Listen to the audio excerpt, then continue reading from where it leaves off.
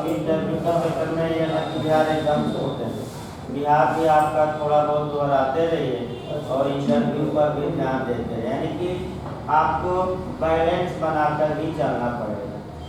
देखिए भाई, आपका सीआरपीसी में चल रहा था, उसको आगे बढ़ाया जाए। सीआरपीसी में 154 में बता रहे थे और 154 में कुछ टेक्निकल क्वेश्चन बनते हैं, इसमें कोई शक नहीं है। तो कुछ बातें बताई गई थी। आपका पहला क्वेश्चन आपका देखिए, फर्स्ट इंफॉर्मेशन रिपोर्ट, यानी कि प्रथम शब्द का मतलब क्या हुआ, ये बताया गया था कि प्रथम शब्द क्यों रखा गया है। तो प्रथम इसलिए रखा गया है कि ये चूँकि एफआईआर कॉग्निजेबल ऑफेंस में की जाती है और कॉग्निजेबल ऑफेंस में जो सूचना है समाज का कोई भी व्यक्ति दे सकता है और ये संभव है कि अपराध मामला एक हो और सूचनादाता अनेक हो। तो ऐसी दशा में 100-200 एफआईआर नहीं दर्ज की जाएगी, जो सूचना समय की दृष्टि से क्या होगी वही एफआईआर मानी जाएगी। अगर 100 लगातार एक ही मामले में एफआईआर हो गई एक ही मैटर में, तो कौन एफआईआर वैध मानी जाएगी? प्रथम, जो समय की दृष्टि से क्या होगा। इसके बाद फिर एक बात थोड़ा समय को थोड़ा डिटेल में कर दिया जाए, नहीं तो एक दिन में रहता तो एक दिन में निपटा दिया जाता पूरा, लेकिन हल्का सा डिटेल में पढ़ेंगे तो अच्छा रहेगा। इसके बाद आपका एफआईआर होती क्या है। अगर ये पूछे कि क्या एफआईआर को डिफाइन किया गया है, तो आपका जवाब रहेगा एफआईआर को डिफाइन नहीं किया गया, लेकिन किसी संज्ञेय अपराध की घटित होने की सूचना थाने के भारसाधक अधिकारी को दी जाती है, उसे ही हम क्या कहते हैं? एफआईआर। जब दर्ज कर लेता है तो ये परिभाषा बताना है। इसके बाद 0 एफआईआर हमने बता दिया था। एफआईआर कितनी प्रतियों में दर्ज की जाएगी? तीनों कहाँ कहाँ जाएगी ये भी मैं बता चुका था। 0 एफआईआर भी बताया गया था और इस समय कुछ संशोधन भी 2013 में हुए हैं कि कुछ मामलों में निवास स्थान पर जाकर एफआईआर दर्ज किया जा सकता है। तो क्या किसके बारे में संशोधन हुए हैं? ये पूछ सकता महिलाओं के बारे में, ये भी, और वीडियो रिकॉर्डिंग की जाएगी उसकी। इसके बाद आपका एफआईआर कह सकते हैं कि एफआईआर के बारे में आगे बढ़ा जाए। एफआईआर का एविडेंशियल वैल्यू, ये क्वेश्चन भी आ चुका है बिहार में। एफआईआर का एविडेंशियल वैल्यू में ये पूछा गया है कि एफआईआर आपका संपोषक साक्ष्य होता है कि सारवान। ये क्वेश्चन अच्छे से तैयार रखें, यानी कि एफआईआर कार्बोरेटिव नेचर का होता है कि सब्सटेंसिव नेचर का। इंग्लिश वर्जन भी याद रखना है। तो आपका जवाब रहेगा कार्बोरेटिव नेचर का, यानी कि संपोषक साक्ष्य। तो तुरंत पूछ सकता है कि सारवान और संपोषक में अंतर क्या है। इसको लिख लीजिए, तो एक लाइन 2 लाइन लिखते रहिए। सारवान, ये तो पहले लिखें कि एफआईआर कैसा एविडेंस होता है आपका संपोषक। यही तुरंत आपको संपोषक और सारवान, अगर आ रहा हो तो न आ रहा हो तभी लिखते, हमारा कर्तव्य है बताना, लेकिन अगर आपको मालूम है तो वो चीजें छोड़ सकते हैं। सारवान साक्ष्य उस साक्ष्य को कहते हैं जिससे अकेले के ही आधार पर का मतलब केवल उसी साक्ष्य के आधार पर दोष सिद्ध किया जा सकता है या निर्णय दिया जा सकता है। केवल उसी साक्ष्य के आधार पर अन्य साक्ष्यों की कोई आवश्यकता न हो, तो इसे हम क्या कहते हैं? सारवान, सब्सटेंसिव। और जो साक्ष्य अन्य बातों का सपोर्ट केवल करता हो उसे संपोषक साक्ष्य कहते हैं, सपोर्टिंग नेचर का होता है। अब फिर यहाँ आपका अलग क्वेश्चन बनता है देखिए कैसा क्वेश्चन इंटरव्यू में बिहार से बना है।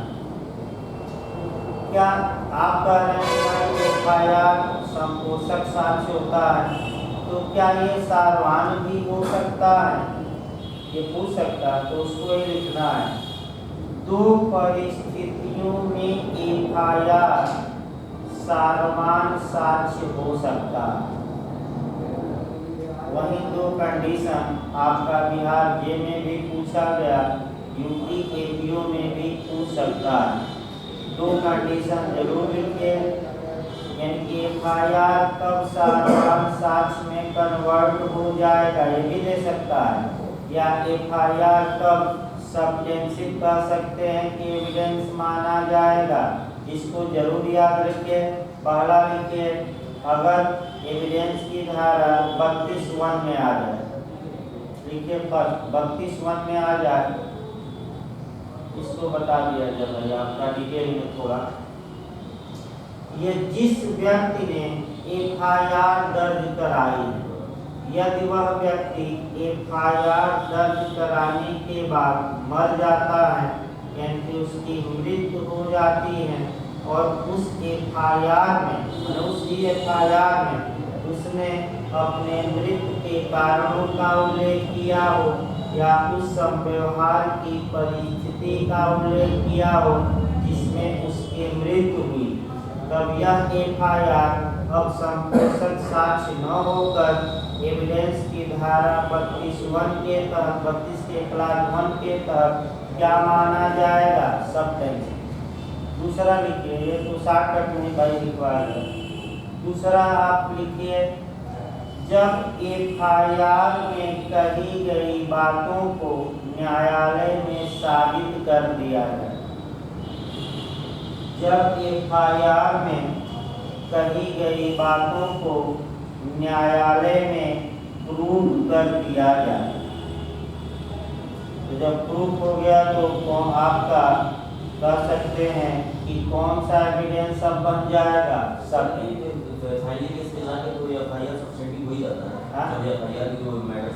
हाँ, प्रूफ कर दिया जाएगा तब हो जाएगा। हाँ, तब कन्वर्ट हो जाएगा, वही लिखवा गया। दूसरा, इसके बाद आपका मैंने सामान्य बात लिखवा ही दी गई। तो इसके बाद कभी कभी एफआईआर का एविडेंशियल वैल्यू पूछ लेता है कि एफआईआर का साक्षिक मूल्य बताइए। देखिए एफआईआर का साक्षिक मूल्य 6-7 आप रट कर जाइए, लिखिए भाई शॉर्टकट में लिखिए, और जाके घर पर सेक्शन देखना, ये नहीं कि आप पूरा डिटेल में नहीं चल सकता। एफआईआर का एविडेंशियल वैल्यू, तो पहला एविडेंशियल वैल्यू यही हुआ जो हमने अभी बताया कि एफआईआर सब्जेंसिव एविडेंस नहीं होता सामान्यतः, बल्कि कैसा एविडेंस होता है, कार्बोरेटिव नेचर का, यानी कि संपोषक। पहला ये बताएंगे। इसके बाद आपका कह सकते हैं कि एफआईआर का एविडेंशियल वैल्यू कहाँ आपका उल्लिखित करेंगे, सब एविडेंस की धाराएं और उसके प्रावधान याद होने चाहिए। पहला सारवान नहीं होता, संपोषक होता, ये बताइएगा, लेकिन अन्वेषण इसी के आधार पर प्राइमा फेसाई किया जाता है, ये भी सत्य है। दूसरा आप ये बताएंगे कि अगर एफआईआर करता न्यायालय में साक्षी के रूप में, विटनेस के रूप में पेश होता है, तो इसका प्रयोग एविडेंस की धारा 157 के तहत संपुष्टि के लिए या 145 के तहत खंडन के लिए किया जा सकता है। तो शॉर्टकट में लिखे 157 के तहत, शॉर्टकट में लिखेगा 157 के तहत किसके लिए, संपुष्टि, और 145 के तहत किसके लिए, खंडन के लिए। 145 हम धारा एविडेंस की याद रखे रहिए, 2 धाराएं हम बताएं। इसके बाद आपका जो एफआईआर का एविडेंस में प्रयोग हो सकता है वह सेक्शन 8 के तहत हो सकता है। धारा 8 के तहत किस रूप में आपका प्रीवियस कंडक्ट की सब्सिक्वेंट कंडक्ट यानी कि घटना के पूर्व का आचरण की पश्चातवर्ती आचरण, तो बस ये बताइएगा पश्चातवर्ती अगर पूछे तब, नहीं तो धारा 8 में किस रूप में रेलेवेंट होगा कंडक्ट एफआईआर, यानी कि ये कैसे होगा देखिए, जिस व्यक्ति के प्रति अपराध किया गया वही व्यक्ति जाकर एफआईआर दर्ज कराया तो उसका ये कंडक्ट भी है और कंडक्ट के रूप में सेक्शन 8 में क्या होगा रेलेवेंट। इसके बाद आप धारा 11 का सहारा लीजिएगा। धारा 11 में क्या बातें कही गई है, 11 पर एविडेंस की धारा 11 पर क्वेश्चन बन रहा है। आपका पिछली बार पहले ही दिन एपीओ के इंटरव्यू में बना था, मैं एविडेंस में बताया भी था। धारा 11 पर 6-7 क्वेश्चन याद रखना एविडेंस की धारा। पहला आपका एविडेंस में रिजुडियरी प्रावधान और सुसंगतता के बारे में, अभी एविडेंस की धारा 11 चल रही है, एविडेंशियल वैल्यू नहीं, पहले 11-2 मिनट हम बता लें तब आपका एविडेंशियल वैल्यू भी पाएंगे, पहले कुछ एक्स्ट्रा बता दिया जाए। धारा 11 में पहला क्वेश्चन बन सकता है एविडेंस से कि कौन सी एविडेंस की धारा आपका सुसंगतता या रेलेवेंसी के बारे में रिजुडियरी प्रावधान, इंग्लिश वर्जन याद रखते हैं, रिजुडियरी मतलब सामान्य प्रावधान और शेषी प्रावधान अवशिष्ट प्रावधान करती है, तो कौन सी धारा रहेगा 11। फिर आपका पूछ सकता है कि लार्ज पैराडाइज या वकीलों का स्वर एविडेंस की किस धारा को कहते हैं, लार्ज पैराडाइज, तो भी क्या बताएंगे 11। तीसरा क्वेश्चन प्ली ऑफ एलिबाई की धारा में है, तो आपका क्या बताना है 11। असंगत तथ्य सुसंगत होते हैं, क्या इस बात का उल्लेख है, या विसंगत तथ्य भी सुसंगत हो जाते हैं किस धारा के तहत 11। यानी कि ये भी पूछ सकता है कि हाँ, एक देखिए आपका बिहार में पूछा गया था भाई, वो भी छूट गया था, एक म्यान में 2 तलवार नहीं रह सकती, ये पूछा गया लिख लीजिए भाई, ना जानते हो। एक म्यान में 2 तलवार नहीं रह सकती, ये किस धारा का आपका कह सकते हैं किस सिद्धांत समाहित है, तो धारा 11। यानी कि 2 बातें एक साथ सत्य नहीं हो सकती, एक आपका 2 बातें सह अस्तित्व में नहीं रह सकती।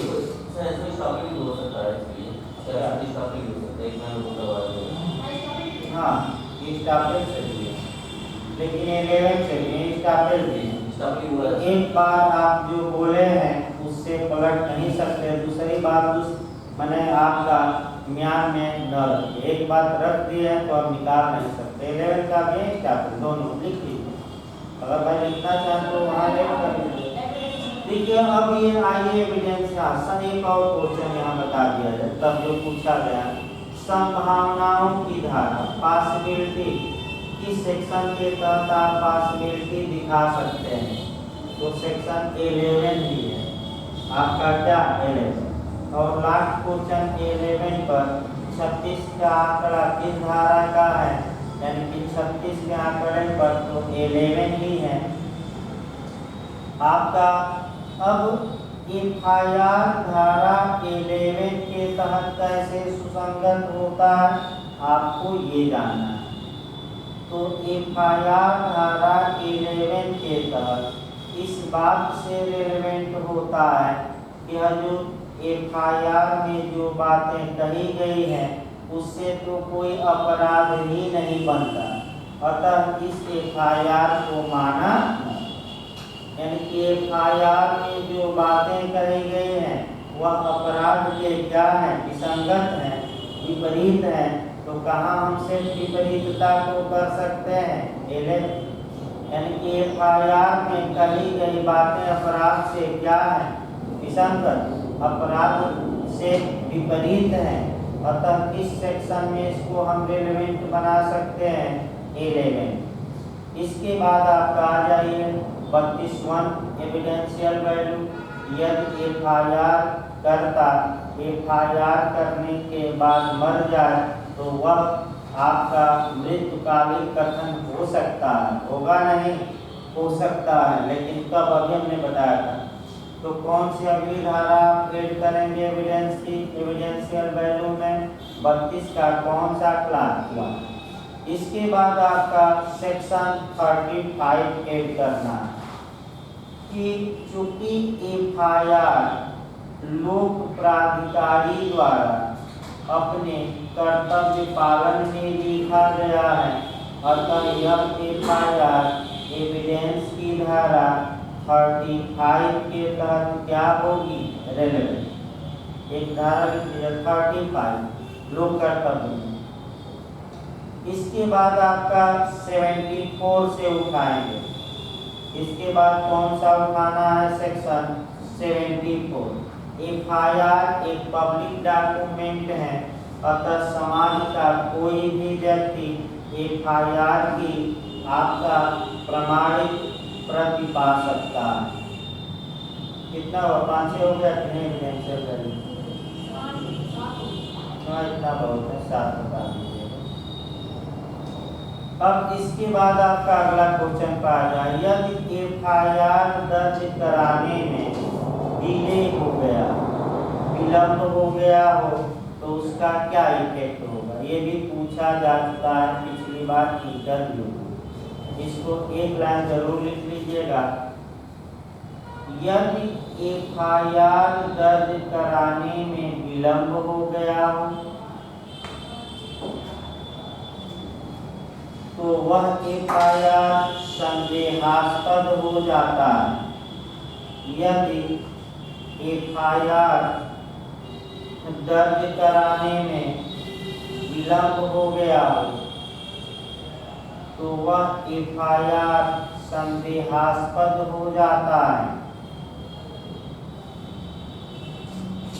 लेकिन विलंब का उचित कारण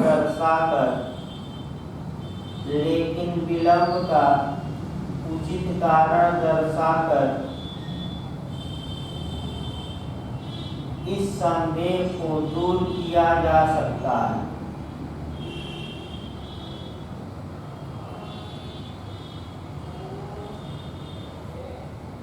इस संदेह को दूर किया जा सकता है।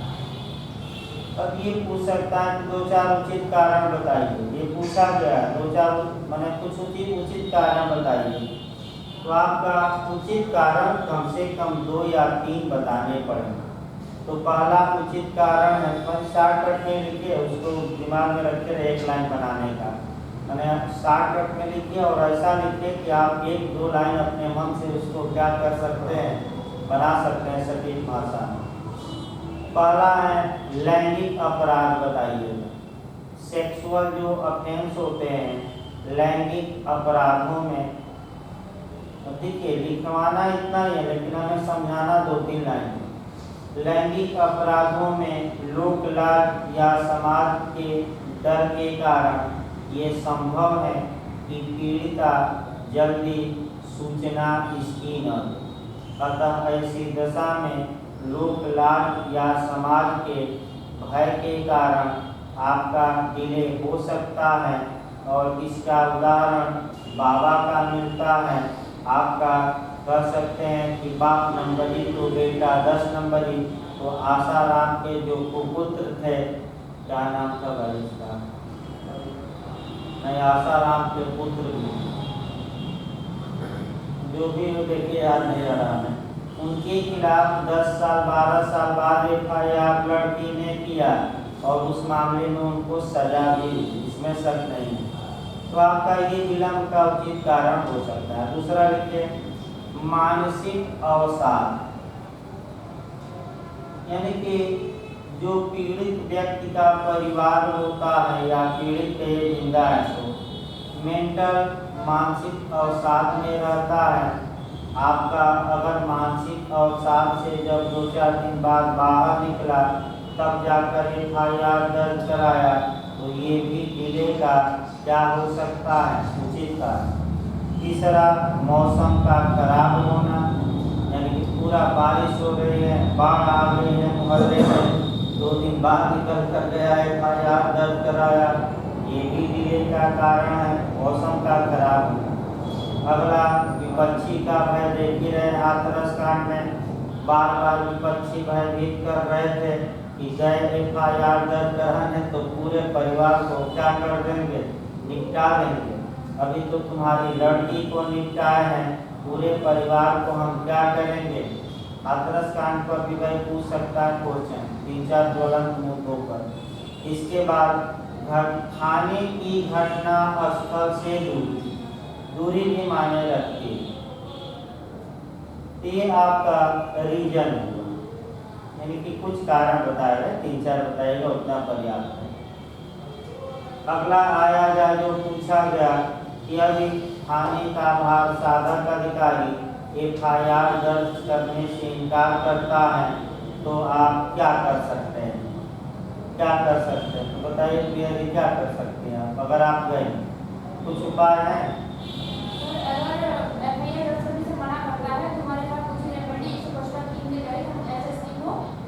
मैं 155 154 मैंने वही प्रार्थना पत्र दे सकते हैं।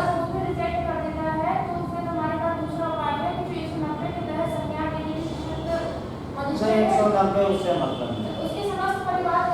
परिवार पर बिना सूचना के भी की जा सकती है। देखिए आपका कंसेप्ट क्लियर है, उसके बाद ना बताइएगा, उसके बाद आगे ना बढ़िएगा, बस आप सही बताइए, इसको थोड़ा भाषा मैंने सही करना है।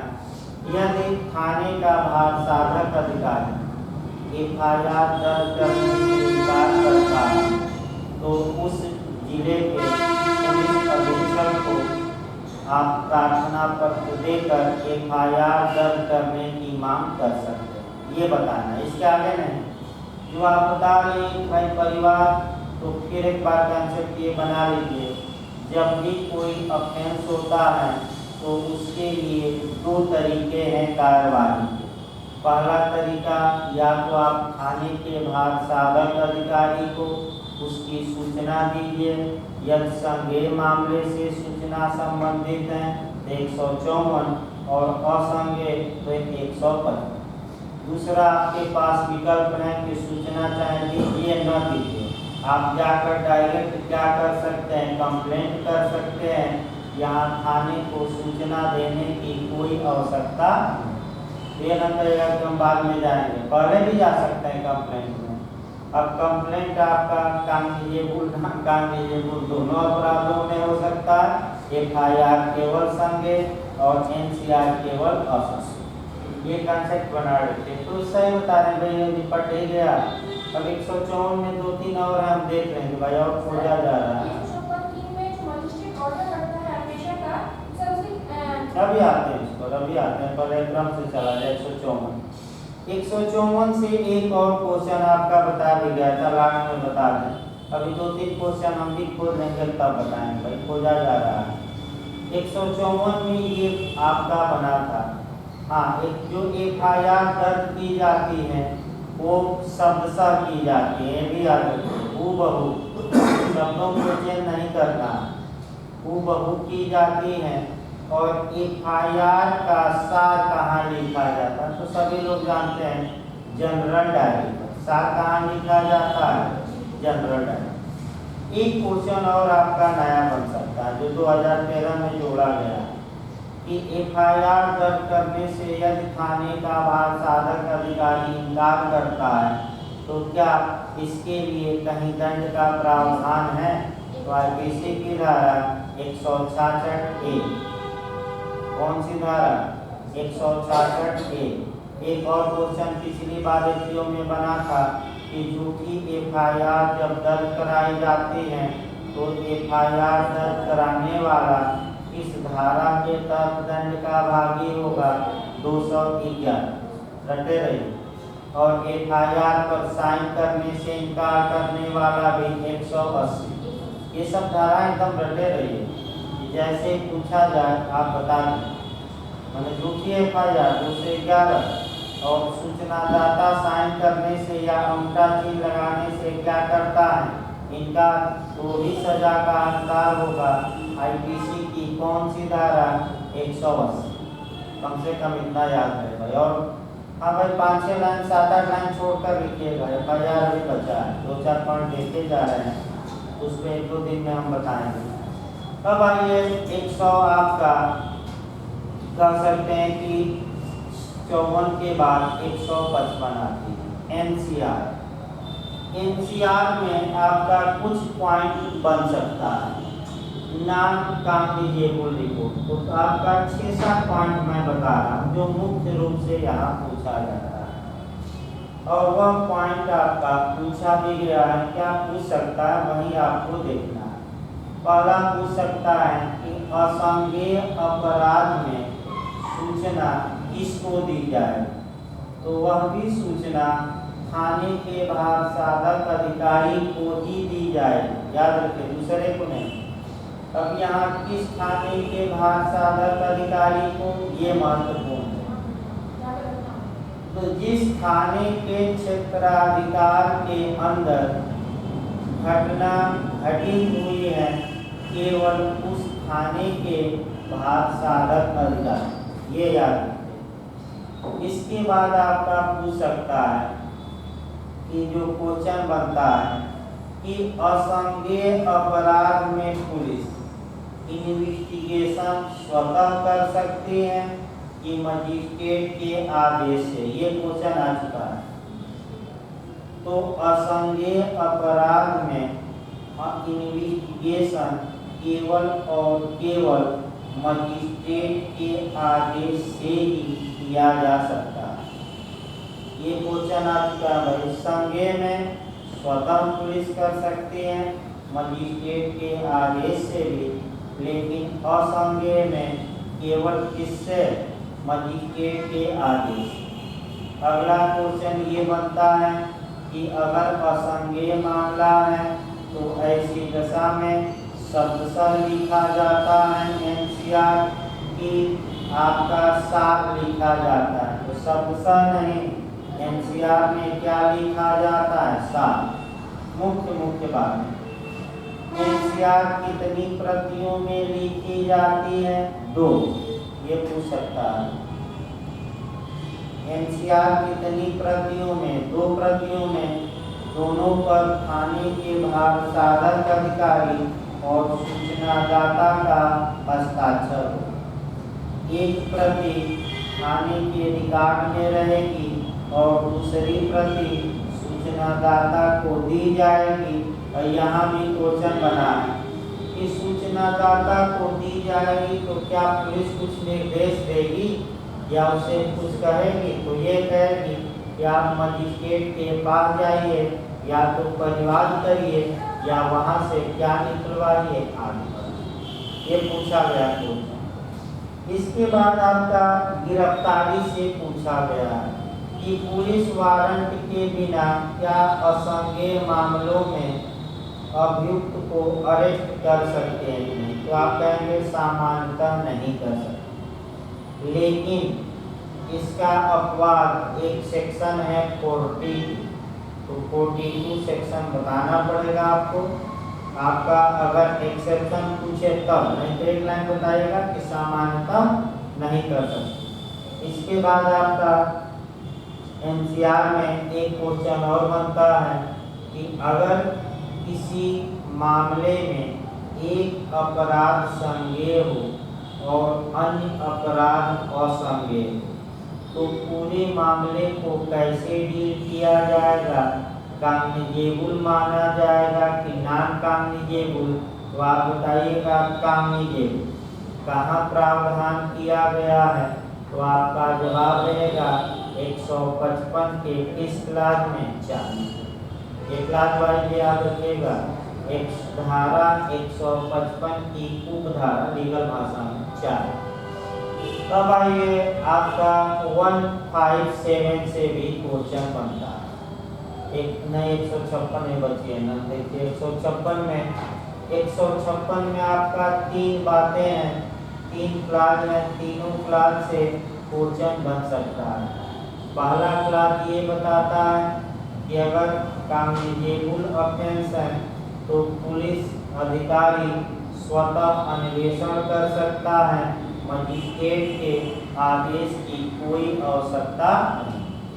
अब देखिए यहाँ आपका पूछा ये जाता है, देखिए क्वेश्चन लिख लीजिए कि कॉग्निजेबल ऑफेंस में इन्वेस्टिगेशन का पावर पुलिस को किस सेक्शन से मिलता है, ये पूछा गया भाई। थोड़ा बहुत डिटेल किया गया है, उसके समय तो थोड़ा बहुत डिटेल में पढ़िए।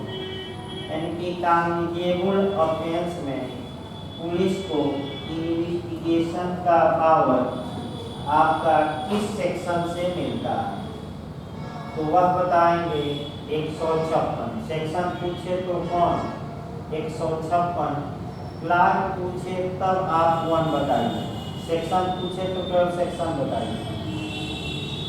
दूसरा क्वेश्चन, क्या पुलिस, अब दूसरा क्वेश्चन देखिए क्या बना है, क्या पुलिस स्वतः संज्ञेय मामलों में इन्वेस्टिगेशन कर सकती है, मजिस्ट्रेट के आदेश के बिना कर सकती है।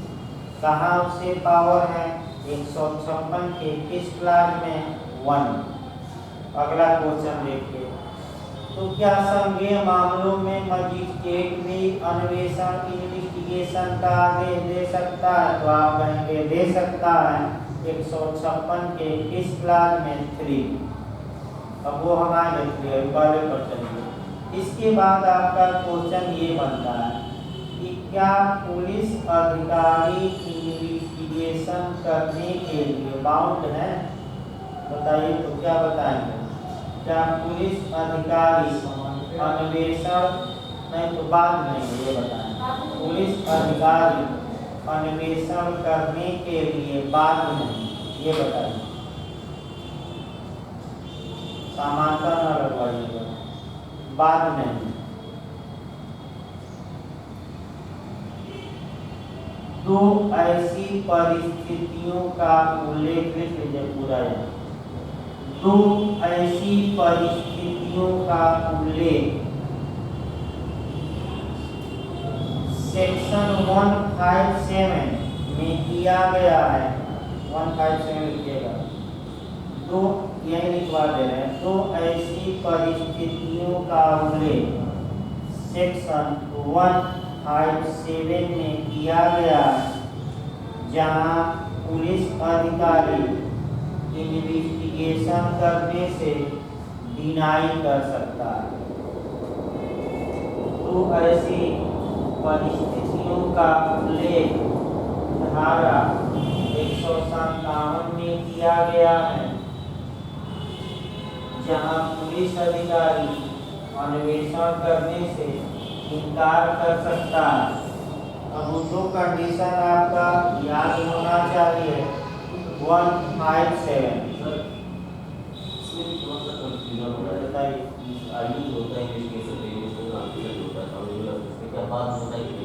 नहीं होता, बताएंगे बात नहीं होता है ना, 2 कंडीशन 157 में कंडीशन दी गई है लास्ट में, इसमें कोई बात नहीं होता नहीं, उसमें बात नहीं होता, उसमें क्या देखिए आपका अगर ये पूछे कि भाई बाद होता है कि नहीं, तो बाद नहीं, इनकार कर सकता है, और 2 कंडीशन में लिखवा रहा हूँ इनकार ही का, 2 ही कंडीशन में इनकार कर सकता है, बाकी कंडीशन में तो बात होता है सर। सर उल्टा थोड़ा सा होता है, हाँ पूछा हो जाएगा सर, इसको हम देख लेंगे, फिर इसको होता है लेकिन 157 में 2 कंडीशन के नाम से एफआईआर की जाती है, और यह जो है अन्वेषण करने की आवश्यकता है इस प्रक्रिया का, तब मना कर सकता है, मना कर इसको देगा। छोड़ दिया, अभी 2 लाइन छोड़ दिया, इसको एक बार और देख लिया जाए। इसको कर रिपोर्ट कर दिया जाए। हाँ अपवादी में इसको कोट कर दीजिए, फिर इसको और क्लियर कर दिया जाएगा। इसको थोड़ा आगे देखिए भाई, आगे बढ़ा जाए। 156 का क्लास 1 में आपका एक और क्वेश्चन बनता है, क्या एफआईआर दर्ज करने के पूर्व इन्वेस्टिगेशन शुरू किया जा सकता है, ये भी क्वेश्चन बना है। तो ये बताइएगा कि एफआईआर दर्ज करने के पूर्व अन्वेषण प्रारंभ किया जा सकता है।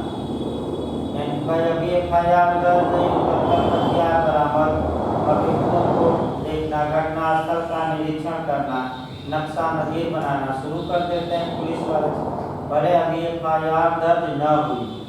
तो ये क्वेश्चन आ चुका है भाई कि क्या एफआईआर दर्ज करने के पूर्व इन्वेस्टिगेशन प्रारंभ हो सकता है? तो हो सकता है, भले आपका एफआईआर 2 घंटे बाद दर्ज हो, घटनास्थल पर जाकर साक्ष्य एकत्र करना पुलिस क्या कर देती है, शुरू। ये आपका क्वेश्चन बन सकता है। अगला देखिए आपका 156 के क्लास 2, ये भी काफी महत्वपूर्ण है। 156 का क्लास 2, उसमें आपको बस एक लाइन ये दिखाना है। हाँ, अन्वेषण का दायरा क्या है? जो अन्वेषण कहाँ कर सकता है? ये कोई दायरा नहीं, एविडेंस कहीं भी कलेक्ट किया जा सकता है, कहीं भी कर सकता है। अगर वह अवैध तरीके से ये एविडेंस पाया तब भी ये आया था, ये भी क्वेश्चन आया था।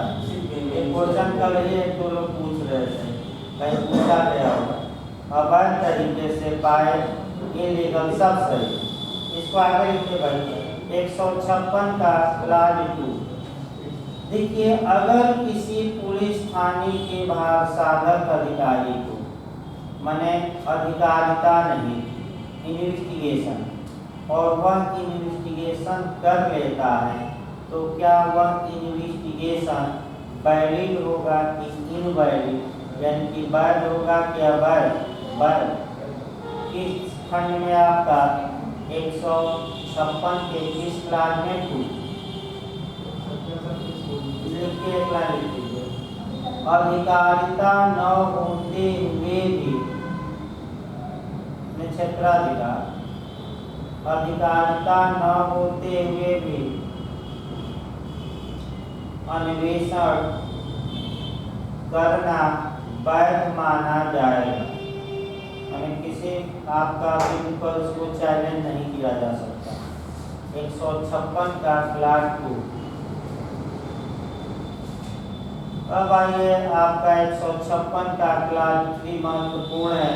यहाँ से भी 2-3 क्वेश्चन बनते हैं कि क्या मजिस्ट्रेट संज्ञेय मामलों में इन्वेस्टिगेशन का आदेश दे सकता है कि नहीं? तो संज्ञेय में भी दे सकता है, असंज्ञेय में। असंज्ञेय में देता है तो 155, और संज्ञेय में देता है तो 156 के क्लास 3। यानी कि 156 का क्लास 3 स्पष्ट बताता है कि धारा 190 के अधीन सशक्त किया गया कोई मजिस्ट्रेट पूर्वोक्त प्रकार से इन्वेस्टिगेशन का आदेश कर सकता है।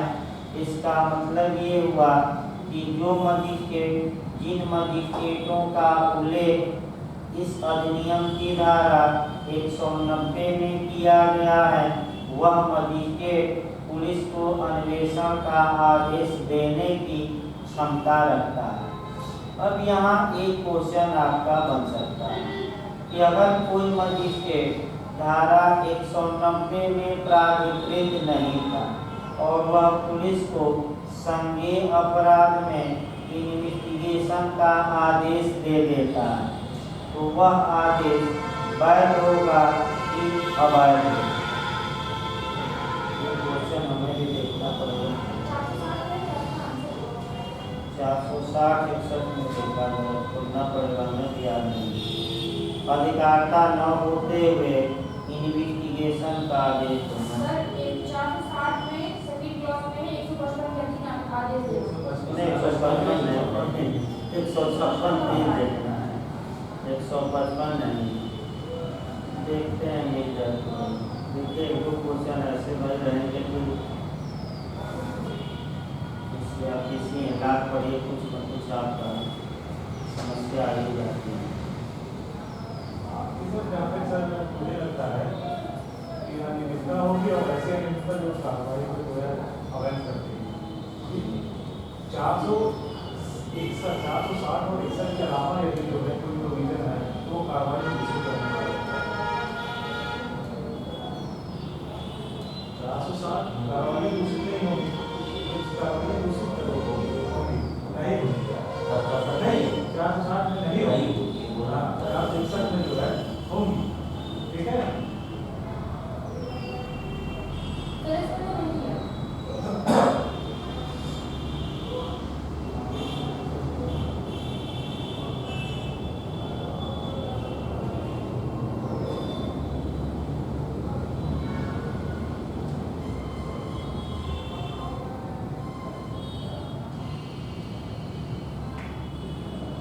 लिया नहीं है इसको लिस्ट में किसी उसको भाई देखिए अनुमान को नहीं हम बता सकते हैं जब तक क्लियर ना हो। देख लेंगे। और इसको देखिए आप लोग भी देखिए भाई आप भी सब कुछ थोड़े जानते हैं भाई। देखिए प्रैक्टिस में 1% गलती हो सकती है, भी मैं बता दूं, ये नहीं कि हम भी सब कुछ जानते हैं।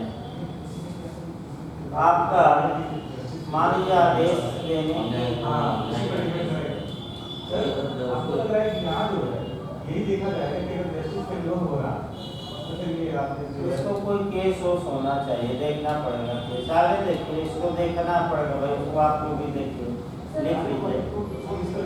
156(3) के तहत मजिस्ट्रेट जब आदेश देता है तो ऐसी दशा में पुलिस बाध्य होती है कि वह उस आदेश को हूबहू FIR के रूप में दर्ज करे और आपका आगे बढ़े। यानी कि बात है FIR दर्ज करने के लिए। अब जाना नहीं है पुलिस होता क्या है बात।